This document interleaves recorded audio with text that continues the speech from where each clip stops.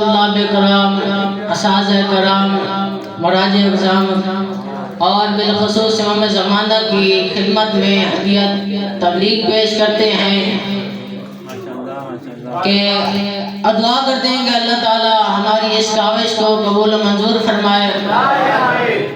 تو میں نے آپ کے سامنے رسول اکرم صلی اللہ علیہ وآلہ وسلم کی مشہور و معروف حدیث پڑھنے کا شرف حاصل کیا کہ جس میں رسول اکرم فرماتے ہیں کہ حسین مجھ سے اور میں حسین سے ہوں۔ آج میں اس کا جشن سنانے جا رہا ہوں کہ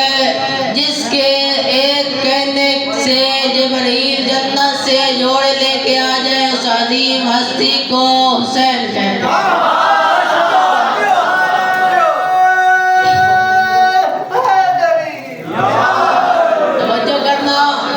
جس کی سواری کے لیے رسول اکرم خود کو جھکا دے اس عظیم ہستی کو حسین کہتے ہیں، کہ جس کی آمد سے ایک فرشتے کو دوبارہ پر مل جائے اس عظیم ہستی کو حسین کہتے ہیں۔ یہ پر کیسے ملے آؤ میں آپ کو بتاتا ہوں کہ کسی نے ایک فترہ فرشتے کا نام سنا ہے؟ نہیں سنا تو میں آج بتانے لگا ہوں کہ فترہ فرشتہ کون ہے۔ جب امام حسین علیہ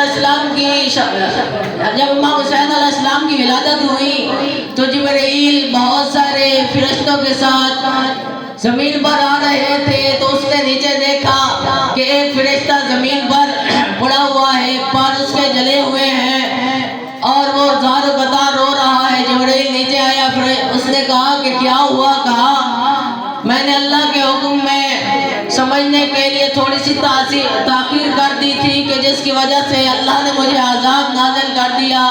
اس نے سارا ماجرا جب پیش کیا تو فطرت نے کہا کہ جبرائیل اتنے سارے فرشتوں کے ساتھ کہاں جا رہا ہے؟ تو جبرائیل نے کہا فطرت آج رسول اکرم صلی اللہ علیہ وآلہ وسلم کے نواسے کی آمد ہے، میں اللہ تعالیٰ کی طرف سے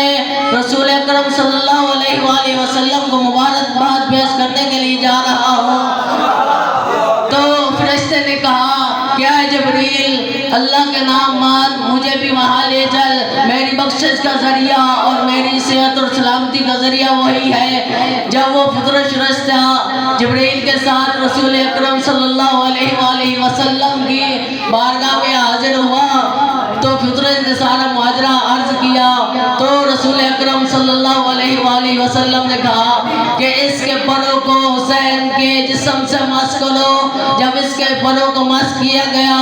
تو دوبارہ اس کو پر مل گئے اور دوبارہ پرواز کر کے 70,000 فرشتوں کی لیڈرنگ کرنے لگا۔ تو میں ادھر کیوں نہ جملہ کہوں کہ جس کے وجہ سے، جس کی آمد سے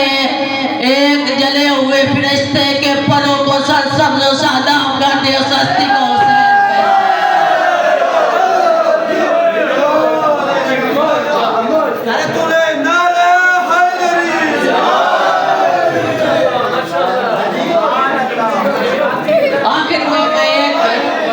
آخر میں ایک بیان کر کے آپ کے ساتھوں کا تمام کرتا ہوں